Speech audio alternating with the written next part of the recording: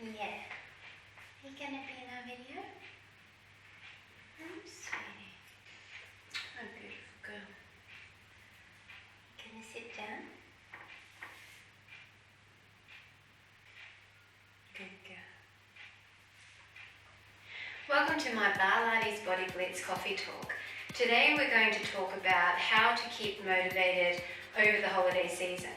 Now, many of us have lots of different social engagements, and sometimes it can be difficult to juggle our workouts, eating right, as well as shopping for all of our Christmas presents and going out to all of the parties and social engagements that come up. So what can we do to try and stay on track? Typically, most people will put on a bit of weight over Christmas and over the New Year's whole festive season. So how can we avoid this and put something in place earlier on in December so that when it comes up to those days where we tend to overindulge, we're not going to do as much damage? I would say it's a better tactic to try and exercise a little bit more, earn your food, so that when you do have those special days, you don't feel deprived and you are able to still eat a little bit more than you might usually without feeling guilty about it. Now let's face it, it takes 7,500 calories extra each week to put on 1 kilogram of fat. Now that's a lot of extra calories, and most of us would not be eating that many extra calories in just 1 or 2 days. So even though we might feel really bloated after those big days, after those big meals, usually it's just fluid or maybe even just the food that hasn't been digested, that hasn't passed out of your body, that's showing up on the scales. So we don't really need to be that worried about weighing ourselves and then stressing that we put on a few kilos during this period. What we do need to think about is how long are we going to overindulge for? So on a normal week, most people will tell you having a treat meal is quite a good thing psychologically because it means that you don't feel deprived and you're more likely to stay on track the rest of the week. Now, having a treat meal is different to having a treat day where your entire day ends up being one indulgent food after another, one treat after another. So the same goes with the festive season. Let's try and be a little bit more reserved than we might usually be at Christmas if you're trying to maintain or lose a few kgs. So what you might want to do is consider having a healthier breakfast and a healthier dinner if you're eating a big lunch, or have a healthier lunch and a healthier dinner if you're eating a big breakfast, and you catch my drift. So try to curb back on the calories at the other meals, but make sure you're still eating enough to feel satisfied and don't starve yourself. The worst thing you can do is starve yourself, and then when you come to eat those big meals, you're so ravenous that you end up eating everything in sight. You're better off eating something small, high in protein, a few hours before you go to that special event, and then you're less likely to just wolf everything down. The other thing you can also think about is trying to keep your protein intake high and also to fill up on all of your vegetables and salads. For me especially, because I eat a plant-based diet, I will be going for lots of salads, I will be having some cooked foods, but most of my choices will be on the lighter side. Now, having said that, I am planning on making a really decadent dessert for Christmas Day, and that is going to be from one of Nigella's famous recipes, a vegan chocolate cake. So I'm still going to be indulging, but because it is hot here, and usually it's around the 30 centigrade mark, it's a lot easier for us to not eat all of those stodgy foods like you would in winter. I was brought up in Vienna, Austria. My dad's from Vienna and I lived there till I was 8. So you can imagine how beautiful it is around Christmas time. Over there, we definitely enjoyed all of the warmer, stodgy foods, being cold and sometimes even having a white Christmas. So I know exactly what it's like if you're living in the Northern Hemisphere and you're enjoying a white Christmas or a cold Christmas. You're much more likely to reach for the roast meats, for, you know, the turkeys with the stuffing, for the plum puddings, especially if you're in the UK. That's something that's always got to be part of the menu. So I know that it would be a lot harder for people living in those cold environments. But having said that, in Australia we can still overindulge. And it's not just Christmas Day, there's Boxing Day, there's all of the other festivities, there's New Year's Day. I'm a New Year's baby, I was born on the 1st of January, so it's always a big celebration for me, not just New Year's Eve, but also New Year's Day. So all of the birthday cakes and things like that are going to be coming my way, I definitely want to make sure that I'm prepared for that. So because I've been exercising for most of my life and I tend to try and watch what I eat over those festive periods, I don't usually put on any weight, but I do have to watch myself. So I think everyone's in the same boat. So let's discuss a few more other ways of keeping on track. For me, exercise is a big key. I love to exercise, obviously. I have a fitness channel, and that's something that's a big plus for me. So what I try to do is I try to earn my treat meals or my cheat meals. So I will line up a series of high energy, high calorie burning workouts. And if I know I'm going to be eating a piece of cake, which is probably going to be 500 calories in just one piece of cake, then I'll try to actually earn those calories by working out extra that morning or even the next day. It doesn't have to be before, it can be after.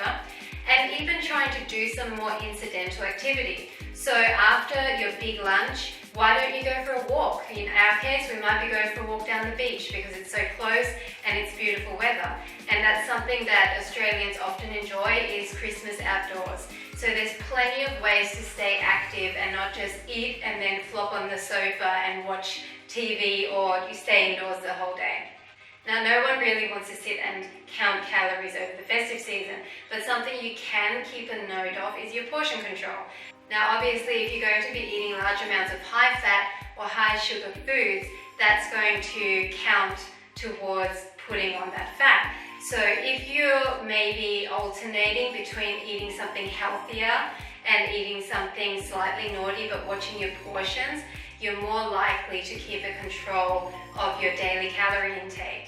Another quick trick would be to drink less sugary drinks or less alcoholic beverages. That is one reason why a lot of people put on weight, because they drink a lot of alcohol over the festive season, and alcohol is just empty calories. It's got the highest calorie count after fat per gram. So you can imagine that just by drinking all of those shandies, all of those glasses of wine, whatever you like, you're going to be adding a lot of extra calories to your daily intake. Why not alternate a glass of wine with a glass of sparkling water? You can put some lemon in there, some ice, or even just put a hint of juice in there to make it taste a little bit better than just plain water. But try to be smart about your beverage intake. Another funny trick would be to wear tight clothing. Usually when you're wearing tight clothing, you're more conscious of being able to hold your belly in, and you might not eat quite as much because you know that the more you eat, the more that belly will expand and it will be visible. So wear a tight dress, wear some tight pants, and that can be your marker to tell you you've had enough. And spread your food out over the day. You don't have to eat everything just because it's been put in front of you. Why not just have one small serve and then think to yourself, I can go back in a couple of hours. I don't need to eat everything on the buffet table and stuff myself silly. I can have a little bit now, then have a little bit later on, and that way you're tricking your mind, because you know it takes at least 20 minutes for your tummy to register that you're full. So if you're having little bits, then you're more likely to feel fuller, and you're not going to overeat as much. Also, when you're socializing, if you hold a glass of drink in one hand, then you're actually less likely to be able to eat, because you can't really hold a glass of drink and then hold food with a fork and eat at the same time. So you would need both hands to eat from that plate. So if you are at a party where they're having canapes or finger food, then holding a glass in one hand means you actually have to find somewhere to put it down in order to have that finger food. So that's a little trick, and it also makes people think that you're drinking something anyway. They won't think, oh, why aren't you eating? because that's one other thing that people will try to jeopardize you, especially if, you know, they're maybe a little bit overweight themselves and they're not watching their health. They might feel a bit guilty about not watching what they're eating, and they're seeing that you're slim, you're exercising, then they might be inclined to tell you, oh, you should eat some more, you're too skinny, or you should enjoy yourself over Christmas. So you need to watch out that you surround yourself with people that are going to support your goals, not those who are going to try and jeopardize them in some way, or who will tempt you. You know, sometimes our friends can be eating delicious things and saying, go on, just have one. And you know, often it's fine just to have one, but if one leads to 5 or 10, then that's a problem.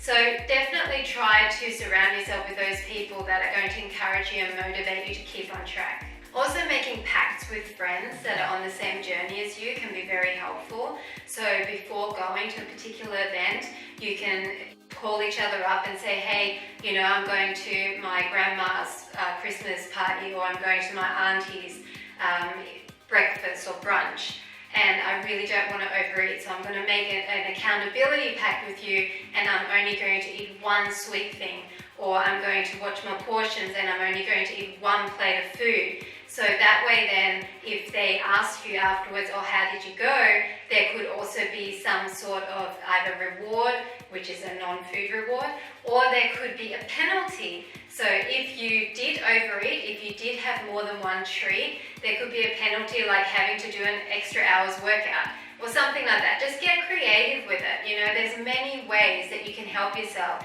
The worst thing you can do is not being prepared. So if you're going into the festive season without even having thought about it, then you're much more likely to fall off the bandwagon. Make a list. Think about all of the parties that you've got to go to. Maybe bring some food along. If you bring a healthy plate, then you know exactly what's in it, and you can eat the majority of your meal from that, and then just have a little bit of what other people have made. That way it doesn't look like you're not eating, but you know exactly what you're eating.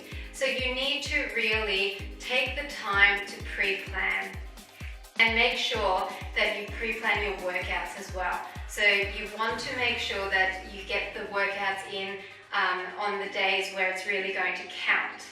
If you have a more early morning event, then you might not realistically be able to work out beforehand, but try to leave some time in the afternoon. If you have an evening event, then perfect, all day you've got some time to work out.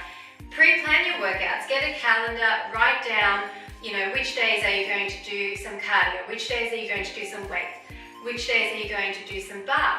So you can pre-plan your whole week, your whole 2 weeks, maybe your whole month of workouts. Of course, it doesn't mean that it's always going to be perfect and that things are always going to go to plan. So sometimes you might not be able to follow your calendar perfectly, but hey, if on one day you miss a workout, do 2 the next day, or do 1.5 for the next 3 days. Just think of your workouts as essential you time.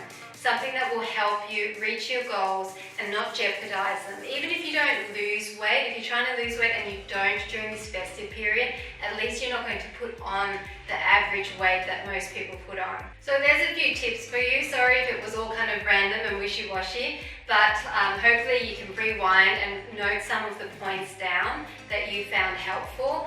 Write me some comments below and let me know of other tips that you use that help you during this festive season. And I hope that it really is a beautiful time for you, that you can enjoy family, you can enjoy friends, and that you're not too stressed about exercise and food, but that you just pre-plan and then just flow with it. And afterwards, if you have put on a little bit, just do damage control and do some extra workouts to get back on track. Don't beat yourself up about it. Don't get super obsessive about it. Just enjoy, but be wise in the choices that you make.